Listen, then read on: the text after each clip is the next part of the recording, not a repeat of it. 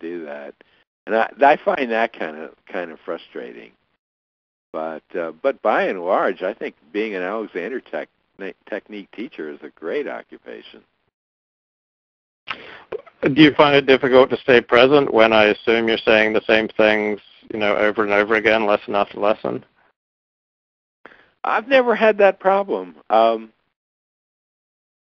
I try to approach each person, each lesson, completely fresh. I'll typically ask a new student, or as a student come back for a second or third or whatever lesson, I'll ask if, what's happened since the previous. Have they done any experiments? What have they noticed? I'm pretty much in the moment. I try to be. And, I'm always, I don't have a lesson plan. I just, I try to just respond to the situation.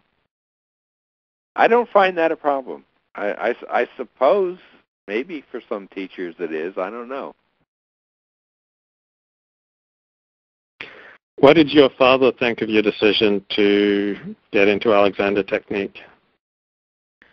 Well, he had no understanding of what it was, really. I mean, he did get the books. He got all 4 of Alexander's books and read them.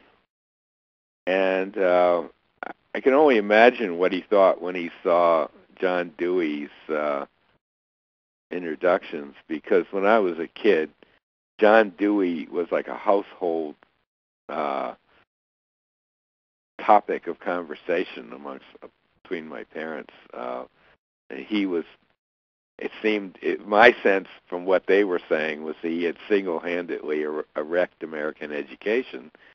And and then suddenly, wow, Dewey is this guy who has followed me around for years. I went to university and took a introductory philosophy course, and we got to pragmatism, and there's John Dewey, the leading exponent. I thought, the same guy who'd also wrecked the school system.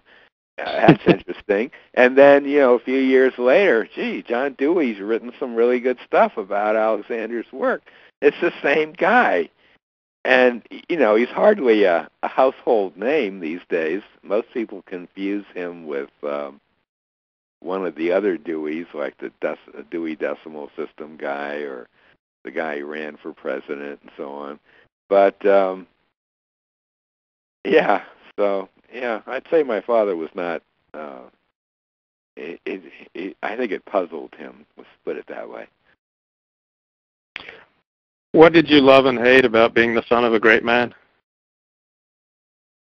Well, it had its pluses and minuses.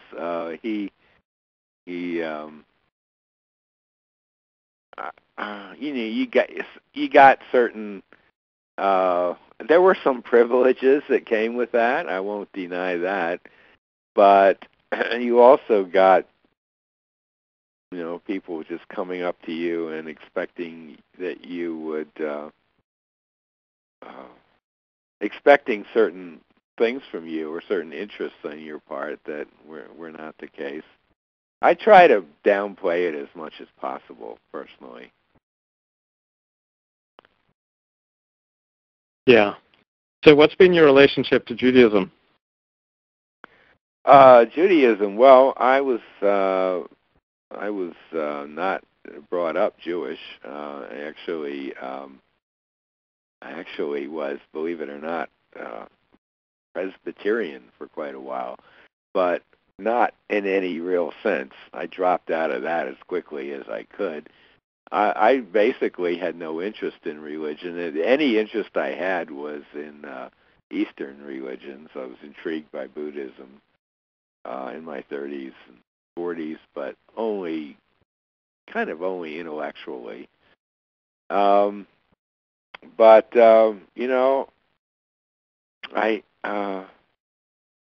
seemed like all my girlfriends were Jewish, and I ended up moving. When I moved to Lincoln, I moved about a block away from a temple here, and went, had made some connections there, and over the years, got more and more interested, and I actually converted about 4 or 5 years ago